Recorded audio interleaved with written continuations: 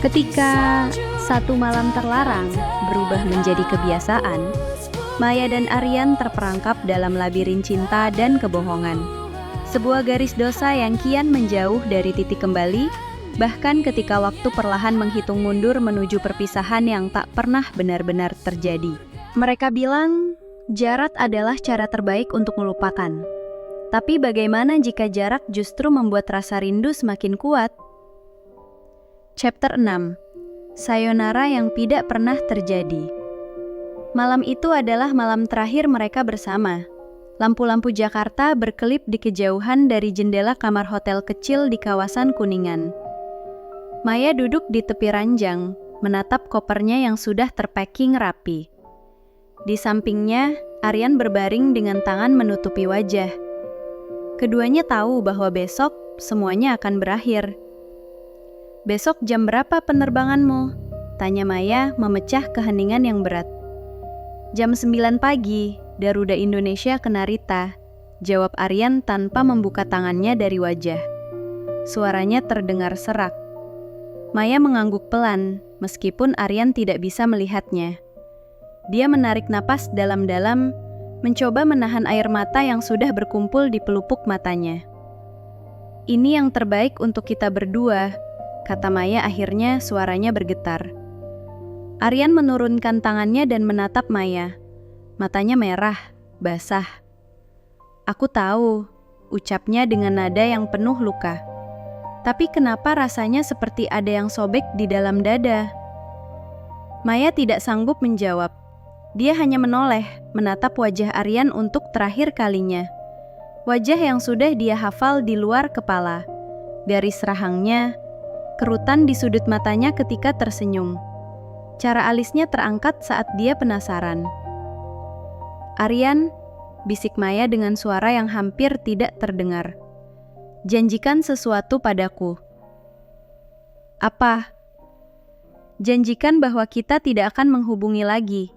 Tidak ada WhatsApp, tidak ada telepon, tidak ada email," kata Maya dengan tegas meskipun hatinya berteriak keberatan. "Kita harus berhenti, sepenuhnya, bersih." Aryan terdiam. Keheningan yang berat menggantung di antara mereka. Detik-detik berlalu seperti jam. Akhirnya, dengan sangat enggan dia mengangguk. "Baik," ucap Aryan dengan suara parau. "Aku janji." "Kita janji," ulang Maya, lebih kepada dirinya sendiri daripada kepada Aryan. Malam itu mereka tidak bercinta. Mereka hanya berbaring berpelukan dalam diam, merasakan detak jantung masing-masing, menghitung detik-detik terakhir yang tersisa. Maya menangis tanpa suara. Air matanya membasahi dada Aryan. Aryan mengecup puncak kepala Maya berkali-kali, seolah mencoba mengingat aroma rambutnya. Pagi datang terlalu cepat. Terlalu cepat untuk hati yang belum siap berpisah. Di Bandara Soekarno-Hatta, Terminal 3, area keberangkatan internasional. Maya berdiri di seberang Aryan, canggung dan kaku. Alina ada di samping Aryan, sibuk mengecek tiket dan paspor. Kirana berlarian kecil di sekitar kaki ayahnya, excited untuk petualangan baru di negeri Sakura. "Jadi, dokter," kata Maya dengan nada formal yang terasa asing di telinganya sendiri. "Semoga sukses studinya di Tokyo." Aryan tersenyum tipis. "Terima kasih, Bu Guru. Terima kasih sudah mengajarkan saya bahasa Jepang," ucapnya dengan terkontrol meskipun matanya bercerita sesuatu yang jauh berbeda. Alina melirik mereka berdua lalu tersenyum ramah. "Maya, terima kasih ya sudah bantu suamiku. Tanpa kamu dia pasti tidak bisa lolos JLPT," kata Alina dengan tulus. Setiap kata terasa seperti pisau di hati Maya. "Sama-sama, Dok," jawabnya dengan senyum yang dipaksakan. Pengumuman boarding berkumandang. Keluarga kecil Aryan harus segera masuk ke gate. Alina sudah berjalan lebih dulu menarik Kirana. Aryan masih berdiri di sana seolah kakinya enggan melangkah. "Maya," bisik Aryan sangat pelan, hampir tidak terdengar. "Pergilah," kata Maya dengan dingin, memaksa dirinya untuk tidak menatap mata Aryan. "Keluargamu menunggu." Aryan mengangguk. Perlahan, sangat perlahan, dia berbalik dan berjalan menuju gate. Maya berdiri di sana, membeku, menatap punggung Aryan yang menjauh. Setiap langkah Aryan terasa seperti jantungnya yang diinjak-injak. Ketika Aryan sampai di pintu gate, dia berhenti, menoleh. Mata mereka bertemu untuk terakhir kalinya. Tidak ada kata-kata, hanya tatapan yang berbicara 1000 kalimat yang tidak bisa diucapkan. Kemudian, Aryan menghilang di balik pintu gate. Dan Maya berjalan keluar dari bandara dengan hati yang kosong. Minggu pertama setelah keberangkatan Aryan terasa seperti mimpi buruk yang berkepanjangan. Maya menghapus semua chat mereka, satu persatu. Ribuan pesan, ratusan voice note, foto-foto, semuanya dihapus. Lalu, dengan tangan yang bergetar, dia memblok nomor WhatsApp Aryan, memblok emailnya, menghapus kontaknya dari telepon. Sudah, gumam Maya pada dirinya sendiri. Sudah selesai. Tapi kenapa dadanya masih terasa sesak? Maya mencoba fokus pada keluarganya. Dia memasak makanan kesukaan Dimas, mengajak Raka dan Aksa jalan-jalan ke mall, menonton film bersama di weekend, mencoba dengan segala cara mengisi kekosongan di hatinya dengan cinta keluarga yang seharusnya cukup. Seharusnya. Tapi setiap malam, ketika semua orang sudah tertidur, Maya berbaring menatap langit-langit kamar, dan air mata mengalir tanpa bisa ditahan. Dia merindukan Aryan, merindukan voice note-nya, merindukan tawa-tawanya, merindukan kehangatan pelukannya. Ini yang kau inginkan, Maya, bisiknya keras pada dirinya sendiri.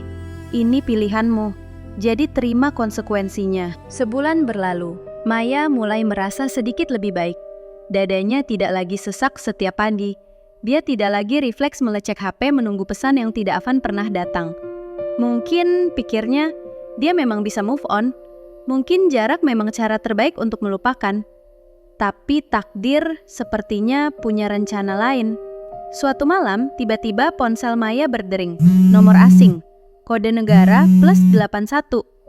Jepang. Tangan Maya membeku. Jantungnya berdegup kencang. Dia tahu siapa ini.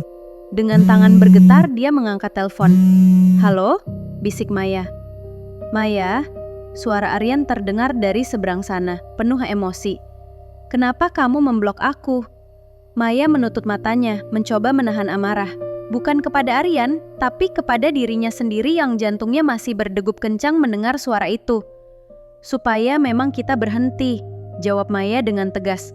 "We can never stop this until one of us did." "Maya, please," pinta Aryan dengan nada putus asa. "Aku tidak bisa seperti ini. Aryan, berhenti," potong Maya dengan keras. Dia menarik napas dalam. "Kita sudah sepakat. Kamu punya Alina, kamu punya Kirana, aku punya Dimas, aku punya anak-anak. Ini harus berakhir." "Tapi aku masih..." "Jangan katakan itu," seru Maya, suaranya meninggi. Air mata mulai mengalir di pipinya. "Jangan katakan apa yang kita berdua sudah tahu. Itu hanya akan membuat semuanya lebih sulit." Keheningan. Maya bisa mendengar napas Aryan yang berat di seberang sana. Bisa membayangkan wajahnya. Bisa merasakan sakitnya. "Maya," kata Aryan dengan suara serak. "Aku tidak menyesal bertemu kamu. Bahkan jika ini salah. Bahkan jika ini dosa. Aku tidak pernah menyesal." Maya menggigit bibirnya, mencoba menahan isak tangis. "Aku juga tidak menyesal," bisiknya dengan nada yang penuh luka. "Tapi itu tidak berarti kita harus terus melakukan ini." "Aku tahu," ucap Aryan akhirnya menyerah. "Baik, saya tidak akan ganggu kamu lagi." "Sayonara, Aryan," kata Maya. Air mata mengalir deras di wajahnya. "Sayonara, Maya." Dan lain terputus. Maya meletakkan ponselnya dengan tangan yang masih bergetar. Dia merasa lelah, sangat lelah. Bukan lelah fisik, tapi lelah jiwa. Lelah berjuang melawan perasaannya sendiri. Tapi dia tahu dia sudah membuat keputusan yang benar. Satu-satunya keputusan yang mungkin. Dan seiring waktu, mungkin hatinya akan sembuh. Mungkin. Seminggu setelah percakapan terakhir itu, Maya datang ke kantor seperti biasa. Dia mengajar kelas pagi, memeriksa tugas siswa, tertawa dengan rekan guru di ruang istirahat. Semuanya terlihat normal, semuanya terasa lebih baik. Hingga asistennya mengetuk pintu ruangan guru. "Bu Maya, tak kepala ingin bertemu di ruangannya sekarang." Maya mengerutkan dahi. "Ada apa?" "Tidak tahu, Bu. Beliau bilang penting." Maya berjalan ke ruangan kepala sekolah dengan pikiran yang bertanya-tanya. Apa dia melakukan kesalahan? Apa ada keluhan dari siswa?